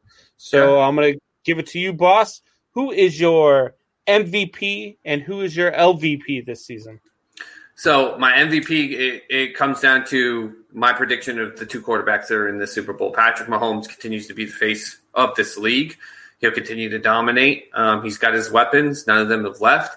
Even Sammy Watkins, who some people think he's 135 years old, who said he was going to take a year off, decided he's going to stay. He's got a happy Kelsey. Everything, he's going to be great. But I've made this prediction over and over and over here. I just really, it drives me crazy how many people find a way to defend a guy like Dak Prescott, but no one talks about Russell Wilson. The guy does things with what was statistically the worst offensive line in all of football. If you watch those games, he is a superstar. He's absolutely dynamic. And if they had been able to do things that weren't crippling on defense, as that defense got older, that hurt them in that way, and they've been able to shape the offense around the way that Kansas City did for Mahomes, Russell Wilson would be a high-end star. And listen, I think he's going to go nuts this season. I think he's going to have his career year and his numbers year in and year out. And for some of our sports suit people who tried to beat this in, I agree with you. He gets overlooked every year in the conversation. If he's brought in down the tail end. If you go to the Super Bowl, if you go 14-2, if you dominate, and if you put yourself as the top team in the league like I'm predicting, even with Mahomes having a monster season, my MVP is going to be Russell Wilson coming out of Seattle. I really just think that this is going to be his year. I think it's going to be his year to shine. And man, he's going to actually make that 1 yard pass this time, because I don't think there's going to be beast mode to hand it off to. But he's going to be smarter in what he does. He's going to know how to call the audible and to get off on that. So, do I give you my LVP, or we're going to give you the MVP? Go with the LVP too. Here comes my LVP. Are you ready for this? And you're going to roll your eyes and just be like, come on, man, what the heck? This doesn't even make sense. It's not even accurate. I don't give two craps. The LVP isn't even a player. Bill O'Brien, the coach of the Houston Texans and the GM, you are the LVP already walking into the season, and your team, you're going to make Deshaun Watson look like ass at 7-9, and you, sir, are going to be out of a job. You are a joke for trading absolute junk and trash for the best wide receiver in this league. You took possibly one of the brightest, youngest quarterbacks next to Patrick Mahomes, and you decided, screw it. We just beat the Bills. We had a lead on Patrick Mahomes. What do most teams do right there? You add to your team. You go, okay, we need one more piece. We're one piece away. He was like, I don't need these. Screw it. We don't need these pieces. Now we're going to do better. I predicted they're going 7-9. It was a terrible, terrible move. They're weak. J.J. Watt's a great player, but he's going to get hurt. Clowney's not there anymore. I know you said that was a good defense. I don't think it's that good anymore. I think it's a weak defense. They're going 7-9. Bill O'Brien, you're out of Houston, and you are my LVP, even though you're not a P. I don't care. That's Sue Boss bringing his stuff, baby. I don't care. Bill O'Brien, you're LVP. Guy. Come on, kid. LVP. That's like that. You're like Wayne with kind of way. Like that's not. That's fine, such a cop out. Anyway, fine. Aaron Rodgers throws a hissy fit, and his team doesn't even make the playoffs, and he's your MVP. There you go. You happy? You're freaking happy, God. Kid. With that said, right. Bill O'Brien is the biggest joke in football. I agree. He's a horrible, horrible coach. Disgrace to the Patriots lineage. For me, my MVP is Tom Brady. He's going to go out there, like I said, and he's going to put up some massive numbers. He is going to break some records. He is going to do things that he never even did in New England, and he is going to cement his legacy and win a Super Bowl, and he's also going to be the MVP. And my LVP, look, I'm going to your boys, man. I'm going to Cam Newton. I think that they signed him. I don't think that he is. I think he's the guy who I thought would make that team better. And then they lost they lose Chung, they lose Hightower. The defense isn't going to play well. And now you're going to get Cam Newton with a same situation he had in Carolina, where if they're not winning games, he's not happy. And so I see them at 5-11. If he's not winning games, though, he's not staying in that whole season. He's not going to stay. Exactly. I see him getting bounced as quarterback by week 5 or 6 and having them go to the rookie. So I have Cam Newton as my least valuable player. Listen, I'm not a big player and not a coach, though. Oh, shut up, man! You're just jealous because I could came have up said with something Bill awesome. Belichick. I came up with something awesome. I came up with something that's going to create some buzz, Jesus and you're Christ. just upset about it. That's All okay. right. You're my Max Kellerman to my Stephen A. Smith. Whatever. Who is Whatever. your defensive player of the year, sir? Man, I went back and forth with this. Okay, because we only can do one. I don't know. I don't know what I do. Why I think that defensive player of the year. There's an AFC and an NFC. I don't get why I do that when it's literally just giving an MVP to the defensive side, which they don't do too. Whatever. Right. Anyways, there's one guy that I'm so high on that. Remember, usually your top end players that get these awards are on teams that are successful, right? They get more attention put on them. You get players that are on other teams that do just as well, if not better, and they get some attention, but not enough in the awards. We saw that with Chandler Jones. Even though the Cardinals did a little bit better to create some excitement, he had a monster year. He went up in the NFL top 100 as voted by the players, but he wasn't on high on defensive voting last year, as opposed to Gilmore, who the Patriots, even though struggled at defense, was more about what carried them to that 11-5 record or 12-4, whatever it was. Anyways, there are two guys, and one's AFC and one's NFC, that fit both of these. And I think for the AFC, and then I'm just going to give you kind of my breakdown and then do it. Fitzpatrick on the Steelers, man. When he got traded from Miami, people just were like, oh my goodness gracious, here goes Miami trading all their pieces. And Miami ended up doing pretty decent, including, upsetting the Patriots, knocking them out of that 2 seed in week 17. But man, Fitzpatrick, when he got out of that, he was just carrying the Steelers to be competitive. They should not have been 8-8 last year. That was a horrible, horrible team, even with their good players. And he came in and lit a fire. And now when you bring in Big Ben, and I see them being more successful, and even though they don't win the division, getting back in the playoffs and doing very well at 11-5, I think he's going to do really good. But it came down to this. You and I both have Tampa Bay doing really well. You've got them number one and winning the Super Bowl. I've got them number 2 at 13-3. Tom Brady, obviously, his story, it's going to be huge. There was a guy on that team. Can you even think about who I'm thinking about right now on the defense for Tampa Bay last year? Do you even know what name I'm thinking of? No. Yeah, see, exactly. Shaquille Barrett, who is on Tampa Bay, 19.5 sacks last year. And what does everyone talk about? And rightfully so, Khalil Mack and Donald. They're fantastic, change the game players, right? That's what he was to Tampa Bay, but because Tampa Bay was that mid-range team, it depended if Jameis Winston was throwing more to the defense or the offense. It was more about what was going on there and the 2 wide receivers and what he did. Now you're going to have a winning aspect with that team. Tom Brady going in, them being successful, more attention's going to come, and all of a sudden Barrett's going to have an even bigger year. I think he breaks 20 sacks this year, and that's just going to create more buzz for him. And so when I looked at both of them, the attention's going to go to Tampa Bay more. He should have got more attention last year. So your defensive player of the year is Shaquille Barrett out of Tampa Bay. Not a bad pick. Not a bad pick. It wouldn't shock me at all if it comes out of Tampa Bay.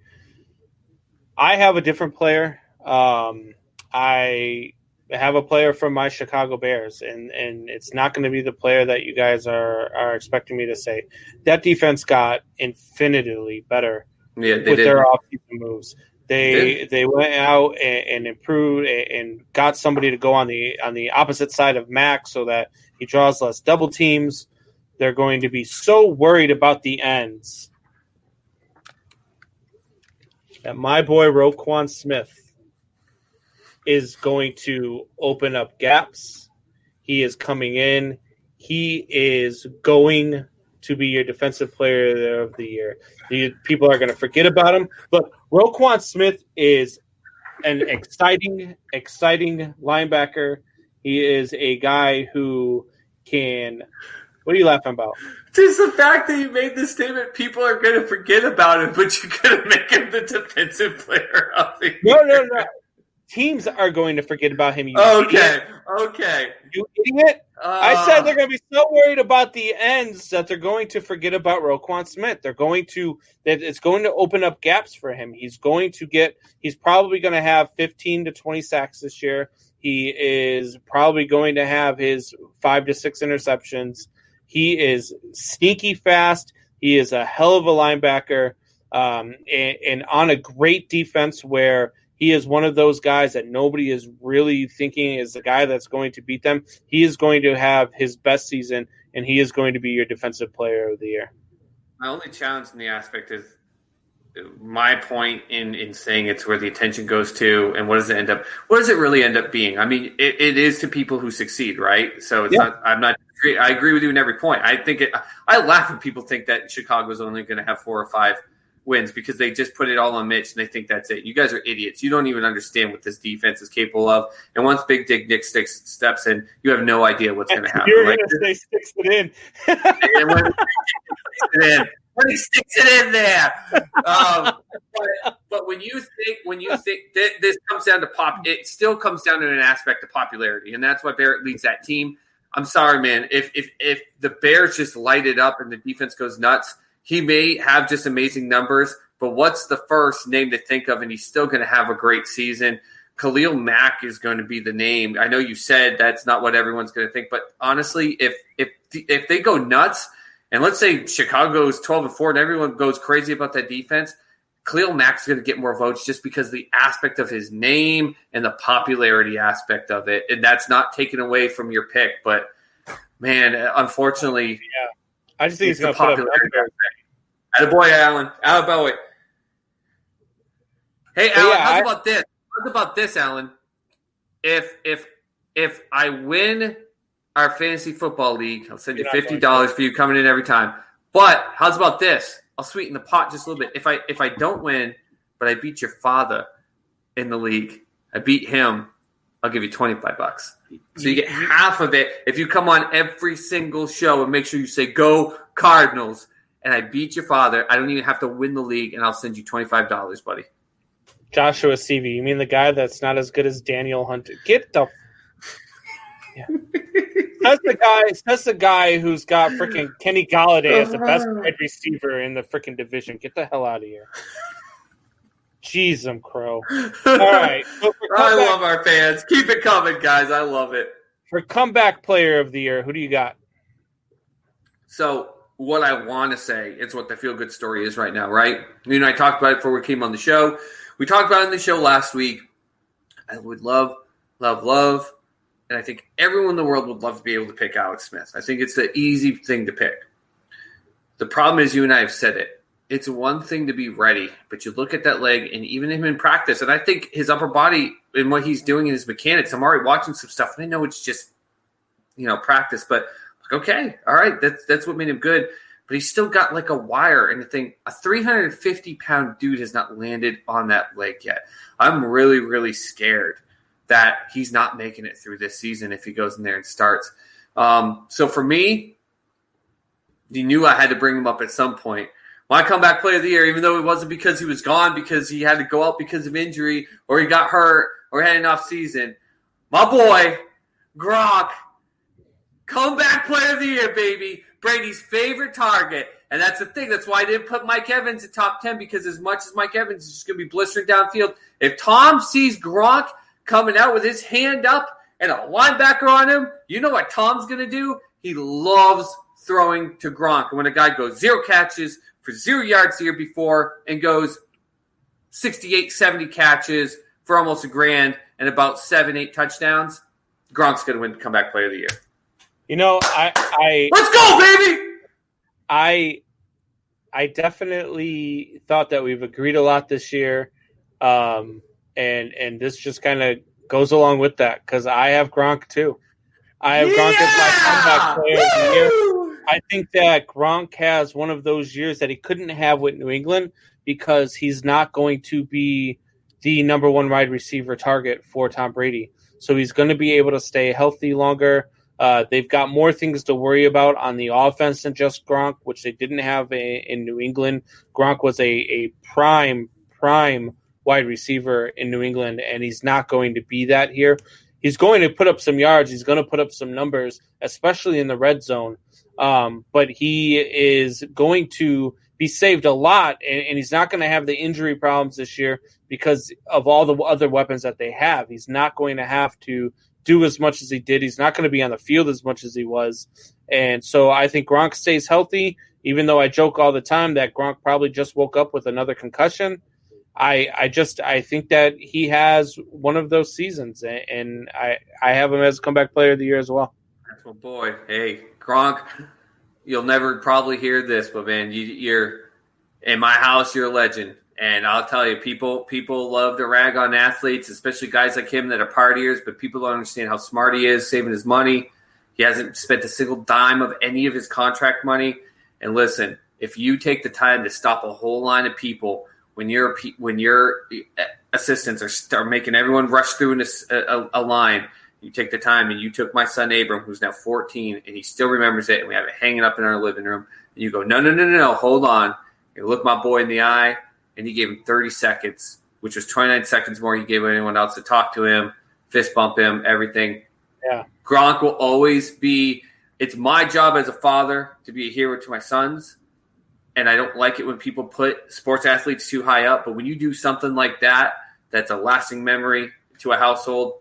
Yeah. Gronk, I'll forever be one of your biggest fans, buddy. All right. So there you have it. There's our NFL predictions. There's our off-season awards predictions. That's who we have. We're right. You're wrong. Live with it. It kind of sucks because you and I are far too close with about everything else. So it's going to be you and me defending until Super Bowl weekend, defending each other in this aspect. Yeah, absolutely. And by the way, for my boy, Mr. Combs, everyone doubting the Bears, you are wrong.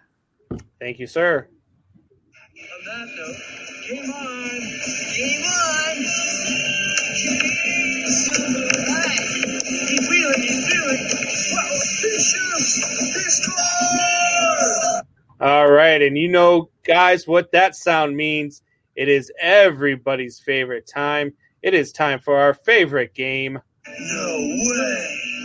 Yes way. That's right. We have way or no way, and we all know how this works by now, so we are going to go ahead and get right into it. And we're going to get into it with some basketball talk to start off. So, look, Game one, there were a lot of upsets in game ones in the other night in basketball. I mean, you had Orlando going out and just, making the Bucks look silly. And then you had the Portland Trail Blazers lighting it up from 3-point range and defeating the Lakers in game one. And I said it the other night. I said Portland's good enough to win one game, but I just don't see them winning the series. But that's our first way or no way. After that game the other night, the Portland Trail Blazers are going to upset the Los Angeles Lakers in the first round of the NBA playoffs. Man, I still got to go no way. And Damian Lillard is my favorite basketball player, man. I said it last time I was on. Dame is my boy. I will celebrate it. Just like with your pick of Brady and the Bucks winning the Super Bowl, I will celebrate it. I will love to be wrong. I will love to be wrong, especially with my boy Sweet Pea, Paul Pierce, who makes some stupid comments as a commentator, by the way. He really does. He puts his own foot in his mouth, but saying, I don't want to hear the GOAT talk if they lose in the first round. I'm the same way. I don't want to hear the LeBron GOAT talk anymore. If he went out west, got his player, and he loses as a 1 seed to an 8 seed, I don't care the COVID. I don't care the bubble. But I still, if you put $100 in front of me right now, I'm still going to put it on the Lakers. Listen, it was an amazing game. Dame's on fire. He is absolutely worthy of the bubble MVP, which is the weirdest thing in my opinion, but it brings some excitement and it's a reward for him. I love Dame, but you said it. They lit it up on fire from threes, and we talked about it before the show. Houston and OKC, you live by the three, you die by the three. And the problem is that you tend to die 4 games against 3 games living by it when you go by the three too much. And I think LeBron will pull it together enough. I think Portland's got at least another game. Hell, they may even get 2 more. But I still think the Lakers are coming out of this series. So no way, but I'm rooting for it to be a way. I'm going way here. I think that Portland is that good. I think that Portland has the ability to come out and do what they've done. I think the biggest thing that they went and did was add Melo. I mean, he has been absolutely back to Melo, the Melo that we know, and he has a different spark about him. He went back to Melo in Denver, by the way. Yeah, and I'm the biggest Melo, not first ballot Hall of Famer. I've said it, but not to steal your thunder right now. That is Denver Melo who understands his role. Huge difference. And he is on another level right now. I think the level that he adds to an already really talented Portland Trailblazers team, I think that they have a shot to do this here. And it would not surprise me at all if they go out. If they do this, they have to do it quick. They have to win this in 5. They have to win it 4-1. They have to put their foot on the throat, and they have to go out and get it. Listen, for everything that we rag on LeBron about a choke artist, if you give him that light, if this goes 3-3 or it goes 3-2, you're 100%. In order for Portland to win this series, they need to be up 3-1 or get the third win after a 2-2 game. If not, LeBron is going to absolutely say, hell no, that's not happening. And I told you the last time, Anthony Davis is a beast himself. He hasn't had to play it. If he needs to step in and do the Kyrie thing, he'll do that too. Deal. Attaboy, Allen. Attaboy, Allen. Let's go, baby. All right. Let's go. So now this next one here is if the Magic and the Trailblazers upset the Lakers and the Bucks, the NBA will break out with COVID and shut down the bubble. No way, because of the fact that they're proving people like me wrong. Because I said when they did this whole bubble thing, it's not going to work, and we started seeing things where people were sneaking out when they shouldn't be and getting wings at a strip club and all this stuff. But they have gotten 0 tests. Part of me believes that they may be covering some stuff, but nonetheless, they have kept this under check. This is their ability to prove, hey guys, we had a plan. And we did it right. And we proved to everyone we could when everyone said they couldn't. Because remember, NFL, they're doing everything to prove why they're better than everyone else. Adam Silver, though he got to number 2, he's still chasing the NFL. Yeah. He wants a reason to do it. And yes, losing LeBron and losing his MVP, Giannis, will be tough. But we just talked about it. Damian Lillard is lighting the league on fire, and people are talking about him right now. The Celtics are just doing amazing. Tatum is just becoming a star. Everyone was losing their minds about Luka the other night and what he's doing. And I don't know if you've heard of this guy's name before, Brandon, but Donovan Mitchell is absolutely destroying the league with his playing ability. Just want to remember his name. What's great is that those names I brought up are just some of the future. So, though, if LeBron and Giannis were to go out, you know what the NBA is going to do? That's okay. Our future stars are going to own this league in 5 years. We're going to put our attention behind them. Who did Donovan Mitchell play for again? The Utah Jazz. Utah Jazz. I'm writing this down. I'm gonna watch their next game. I'm gonna watch them. UTAH. You're like Mormons are us. Yeah. All right. Jazz. All right. Jazz. All right. Perfect. All right. So I'll see if I can watch that guy play for about 5 minutes before I turn it off. But yeah, no, they look. I'm just joking. I've actually watched a lot of I've watched basketball all day again today. Like I like, and I want to say this. I like what they're doing in the NBA inside the bubble. I love the virtual fans. I think that they're doing a great job with that. They were just showing. I'm watching the Lakers Portland right now, and they were just showing how Weezy is on. You know, he's one of there every game for the Lakers. Yeah. He gives people virtual high fives like you and I right now. Try do it. Try do it with me. Ready? Wait, no, face the other way. You're terrible. You're terrible. No, this is bad. Right. This is bad. No, there you go. No, other way. There we go. That's exactly what happens every time Weezy tries to do it with a person at home. They're like, that was awful. All right, wait. All right. I got to do. Oh shit! I got to do.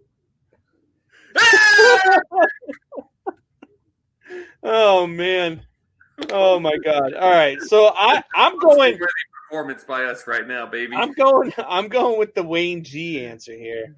Kind of way, Kind of no way. Look, I don't think that they'll shut down the bubble. It's kind of a joking way or no way. I don't think that they'll go that far, but I do think, and I've said this before, the NBA is if anybody can say something's rigged, it's the NBA. They're one of those. So if the Lakers start getting a bunch of calls, it wouldn't surprise me. If the Magic and the Trailblazers pull this thing off somehow, it's going to be through no help of officiating. It's going to be through no help of the NBA. So, I don't think they'd shut down the bubble, but I don't think that the NBA is going to do anything that they can to help these guys. Let's be honest here. As much as people love to hate him, people love to love him. Yep. No matter what, you have to admit, if the Lakers get bounced in this first round, it will be the biggest story they have for it. There will be a 2 to 3 day period where all the attention in the world will go to the NBA, and then those ratings are going to go down. They have to market their future stars. They got a lot of great future stars in this game, but if LeBron loses and in 2 or 3 days after the shock of it, the ratings are going to plummet. It's just the way it is. So this morning, I get some news that Oscar De La Hoya is coming out of retirement at the age of 47. He's ending his in-ring retirement. And I just kind of started chuckling a little bit. So the next way or no way is De La Hoya, Mike Tyson, and Roy Jones Jr. coming back to the ring shows how irrelevant the sport of boxing has become. 100% way, man. And I hate saying it because I actually grew up a fan of boxing. One of my best friends, actually I call him my best friend growing up, his grandfather was a Golden Glove boxer in the 50s. I just used to sit there. We visited him in Virginia. We just listened to the stories that he would tell. He was going through dementia and everything like that from hits in the head. But it's a sport that we as especially as men, and this is not to negate any female viewers we have in any way, shape, or form. I love like Courtney. I freaking love talking sports with her. She gets so pumped and stuff, but we're driven. We're built with fight, right? That's what we're built by. And that's why boxing's so good. But MMA, and when I got to see my first match back in the mid 90s in some crappy old auditorium at UFC, and it had Ken Shamrock, who at the time was not really a name, and the blood flying and the holds and everything like that. I was like, holy cow, this is insane. Yeah. And I name a boxer outside of the ones you just named right now in boxing. I mean, they had that one big story about the guy who won the heavyweight title last year, and it was like a day story because he was that chubby guy who beat the build guy, and then that was it. Yeah, Floyd Mayweather is the one I could probably name you. Yeah, Floyd. But what did Floyd Mayweather have to do? He had to go fight a UFC fighter in order to be able to bring a ton of attention. Yeah. Boxing is irrelevant. Now, with that said, I almost feel like you're writing the script for boxing, my friend, as a WWE fan, because when I heard Mike Tyson's coming back to box, I lost my shit. I was going nuts on Sports Soup. I love Mike Tyson. I'm so scared for Roy Jones Jr. Well, he's threatening to cancel. Did you see that today? No, really? He wants, because they're delaying it 2 months, he wants pay for the 2 months. I think he saw what you're about to bring up, and I'm not stealing your thunder, so I'll let you go. But I think he saw videos of Mike and was like, oh, shit. Yeah. So, look, I this is definitely a wave for me. The sport of boxing has just become – I used to remember, man, we would wait for the pay-per-view would happen, and then we'd wait for it to come out on HBO and watch the fight. Because you didn't want to pay the $70 to watch Mike Tyson fight for 10 seconds before he knocks somebody out. Or everyone in the neighborhood would come together and pull the money together to do it. Yeah. And boxing used to be a big thing, and it's just not anymore. The sport of boxing has become so irrelevant. It's MMA is 100 times past it already. It is. And boxing is just not there. And Mike Tyson versus Roy Jones Jr., look, as much as a funny gimmick as it's going to be, I'm not paying pay-per-view money to go rent that thing. I'm just not. Look, and not only that, I just said it. I'm scared for Roy Jones Jr. We saw him get knocked out against lesser opponents, guys that couldn't hit half as hard as Tyson. And now, even though Tyson's 55 years old, dude, Mike Tyson is he's still in the best Mike shape of his damn life. That dude looks like a monster in those videos. He has gotten in amazing shape God. after the hangover stuff and him being like, I'm getting old. He decided to get in shape. He looks like a beast. Roy Jones Jr. if Roy Jones Jr. gets in the ring. And listen, you just said it, MMA. What in September? And I keep bringing it up. Julia Avila is not even the top card, but she's going to be a future champ. I'm calling it right now in UFC. I'm going to get that pay-per-view, and I'm going to have some people over. And sorry COVID, but we're going to have some good time. But you know what I'm going to do for that Tyson fight? I'm probably going to go down to my local B-Dubs because they're doing it. All I got to do is buy some food and sit there and watch it for free because I'm not paying $70 for that pay-per-view. Even though I'm excited to see Tyson fight, I'm going to go somewhere and just see it for free and buy some food to enjoy it while I'm doing it. So, sticking with MMA, there's an up-and-coming light heavyweight, and his name's Dominic Reyes. And if you hadn't heard of Dominic Reyes, look him up because he is a very talented fighter. He is. He's going to be a light heavyweight champion at some point here. He is. And maybe even soon because John Bones Jones relinquished the title. But he came out on Twitter. I think he's just going at it and trying to make a name for himself just because he knows John Bones Jones is leaving the light heavyweight division. So now he can talk shit because he's not going to be able to fight him. Exactly. He goes out and says, John Bones Jones, I'm the reason John Bones Jones relinquished the title and is leaving the light heavyweight division. So I ask you, is Dominic Reyes the reason that John Bones Jones vacated the light heavyweight title? Absolutely bleeping 100% not, with no discredit to him in any way, shape, or form, because you're 100% right. He will be the light heavyweight champion of UFC coming up. He's an absolutely fantastic fighter. But John beat him, though by decision, and though some people say by controversy, he's beaten the guy. Yeah. He's already done rematches and beaten. He's beaten nearly every single competitor in that. It was literally a decision by UFC with him that said, Dana said, I need to get you into heavyweight because we need to be able to start getting new names in there. You've already cleaned this division out. Let's get it through. And John said, all right, that sounds good. Yeah. I know, you know damn well underneath the table, because we talk about how they get fights for purses. Dana turned around and told John, listen, I need to get this up. Here's some money. Vacate the title and let's go. Because he said, I had a conference call with UFC and we've decided that I'm going to vacate it. He didn't say, I'm done with this. I don't want to fight anymore in it. I'm vacating it. He's doing it for the attention.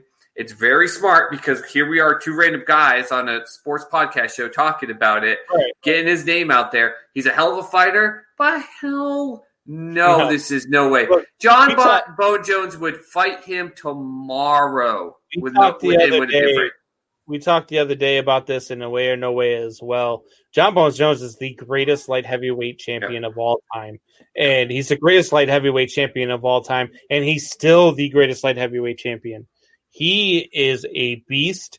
And we said it, it's a shame that he couldn't just stay out of trouble. But he is still, when it comes to in-ring action, this man is scary. And this man is one of the toughest competitors out there. And there's no way that he left because Dominic Reyes, who John Bones Jones, like, he's not there. But so now, if they fought tomorrow, do I think it'd be a heck of a match? Yeah. I think so. Do I think John's losing that match though? No, me neither. Outside of and UFC, a lucky hit to the chin, yeah, it could happen. But John, I'm putting my money on John on that. No, he's right. This guy is doing the smart thing. He's got a coach and he's got media personnel and everything. They're going, get him because they know, like you said, John can't come out and go, well, forget it. I'm going to take the title back and we're going to fight. Like, could you imagine the look on Dominic Reyes' face if he did not say it? Hold on, let's get this some time. He's gonna be like that freaking. He's gonna be like that Houston Astros coach Cintron. He's gonna be the one talking shit. Then as soon as he comes at him, hey, no. Yeah, this tweet was him lifting up the pant leg. And if John all of a sudden turned around to fight him, he's gonna be like, All right, where my coach is. Yeah, exactly. Absolutely. He's a hell of a fighter, but no, you're out of your mind, man. You're out of your mind. Yeah. Did we just clean sweep way or no way agreeing again? This crap's got to stop, man. No, we did not agree. I said the Portland Trailblazers are going okay, good. Okay, thank God. Yeah, Portland's been a little bit of a mini comeback. They're down by 9, still trying to jack up the 3 ball. So it is time for some shop talk, guys. Go. Let's get a comment in there.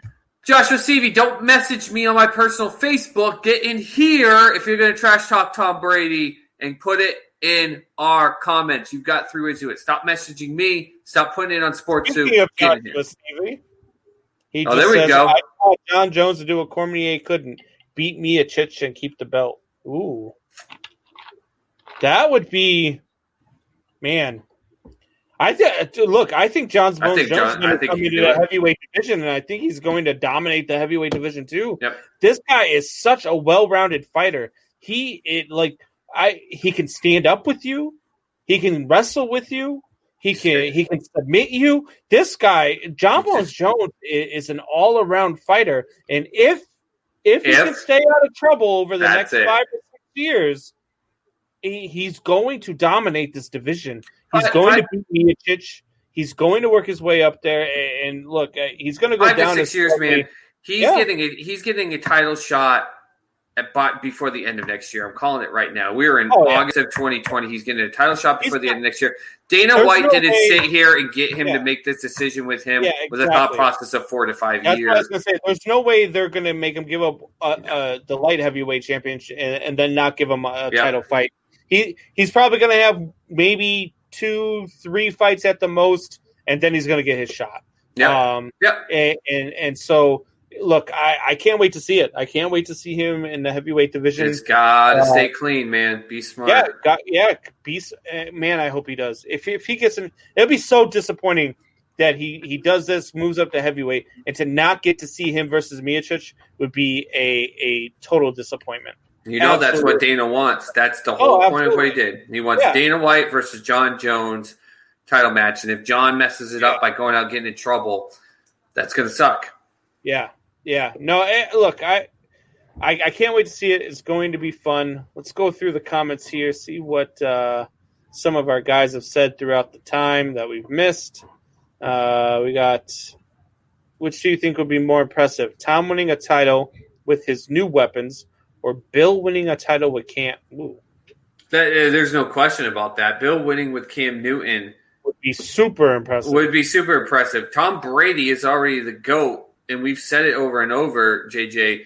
He's getting better weapons than he had, even when he had potentially one of the greatest wide receivers of all time, Randy Moss. This is the best offense he's ever had. I don't care if he's 43. He's just got to be smart.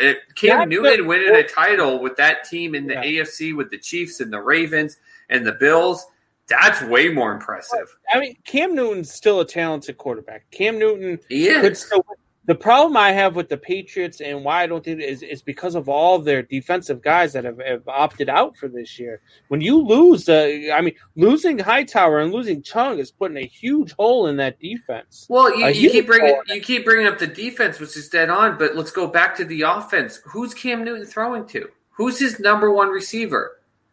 Julian Edelman at 34 years old, who's a slot receiver, is your deep, wide number one receiver on this team. See, that's the thing. Tom Brady would have won with them. Tom Brady would have been 12-4 with that team. Again. That's why I'm saying it's more impressive with Cam Newton. Now, I'm telling you right now, I'm saying it right now. I don't care if it's because of every injury in the face of the earth happens. If the New England Patriots find some way to even make it to the Super Bowl this year, you better rename that Lombardi Trophy the Bill Belichick Esquire Top Mr. King Trophy on the face of the earth. I don't give two shits what you think about his cheating aspect. If he finds a way to even get to the Super Bowl, that trophy needs to be renamed to the Bill Belichick Trophy. Yeah, the Bill Belichick. As much as I say Tom's going to go out there and cement his legacy, I feel like he has more to prove than Bill Belichick does. Yeah, he does. I feel like if Tom Brady goes out there and goes, 7-9 or even 9-7, I think that, which I don't think there's any way they do, but if he did, I think that you're going to have the people that said he was a system quarterback feel like they're right. Yep. And you're never, no matter what, Bill Belichick wins in that situation, because Bill Belichick at that point becomes the greatest coach of all time, which I think he already might be. And then you give, Bill Belichick going out there, and even if he goes 2-14 with this Patriots team, nobody's going to blame him because he doesn't have anything. Well, here's that aspect. He doesn't have anyone, and he didn't before some people opt out, have cap space, but most of these free agents have signed anyways, right? Yeah. But you also got to remember the aspect of the fact that, everyone says, well, you had Tom Brady.